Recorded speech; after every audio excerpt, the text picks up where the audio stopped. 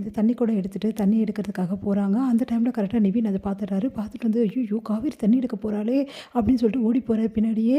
இத பார்த்து யமுனாக்கு செம்ம கடுப்பா இருக்கு. உடனே வந்து நிவின் வந்து குடத்த வாங்குறாரு. "காவேரி உனக்கு கொஞ்சமாவது அறிவு இருக்கா?" அப்படின்றாரு. "என்ன நிவின் தண்ணி தானே எடுக்க போறேன்." அப்படின்னோனே, "தண்ணி எடுக்கலாமா? குடத்த வெயிட் இல்ல தூக்கலாமா நீ?" "ஐய்யய்யோ! ஆமா நிவின் நான் தூக்கக்கூடாது.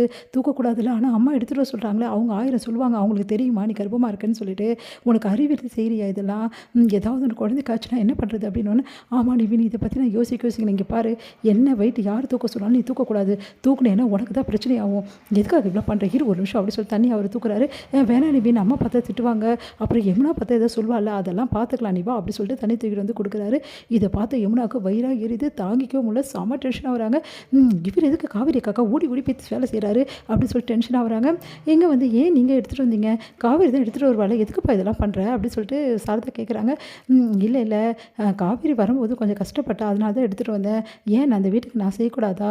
அப்படின்னா அதெல்லாம் இல்லப்பா செய்யலாம்ப்பா. அப்புறம் என்ன நான் செஞ்சா கோச்சிப்பீங்களா? அப்படி அதெல்லாம் ஒண்ணும் இல்லப்பா. எவ்வளோ நல்ல பையனா இருக்காரு அப்படின்னு சொல்லிட்டு எல்லாம் பேசிட்டு இருக்காங்க. இதெல்லாம் பார்த்துட்டு அப்படியே டென்ஷன் ஆகுறாங்க.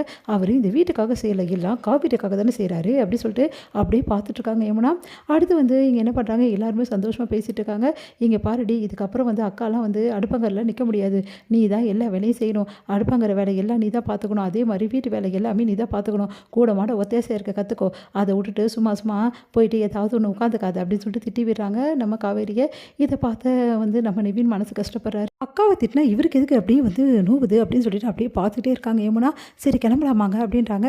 என்ன யமுனா இப்போ தானே வந்த எதுக்கு இதுக்குள்ளேயும் போகணும் அப்படின்னு சொல்லிட்டு எல்லாம் கேட்குறாங்க. இல்லைம்மா வீட்டில் வேலை இருக்குது நான் போகணும். என்ன யமுனா இப்போ தானே வந்திருக்க கொஞ்ச நேரம் இருக்கலாம் இரு அப்படின்னு சொல்கிறார் நிவின். அதை பார்த்துட்டு இன்னும் டென்ஷன் ஆகுறாங்க.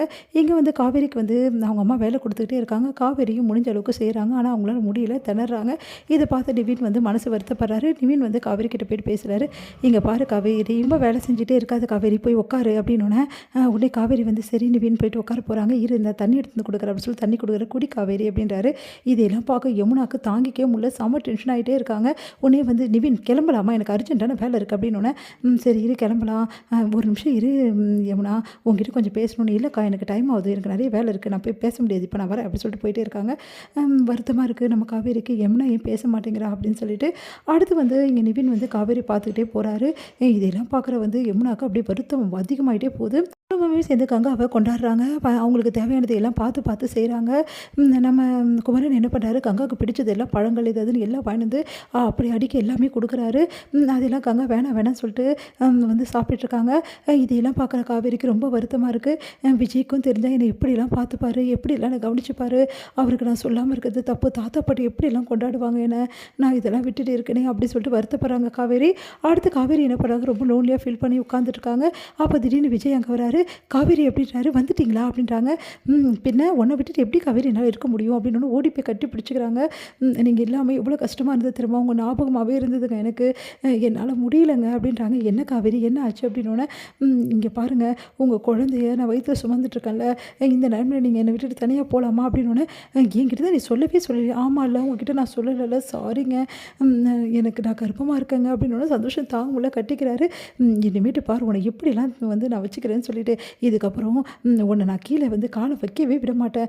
அந்தளவு உன்னை பார்த்துப்பேன்டி உனக்கு தேவையானது எல்லாம் நான் பார்த்து பண்ணுவேன். வா காவேரி உனக்கு தேவையானது எல்லாம் நான் வாங்கி தரேன் அப்படின்னு சொல்லிட்டு முதல்ல இதை சாப்பிட்டு அதை சாப்பிட்டு ஊட்டி விடுற மாதிரியும் ஒரு பாசமாக இருக்கிறது மாதிரியும் அப்படின்னு நினச்சி பார்த்து சந்தோஷப்படுறாங்க காவேரி.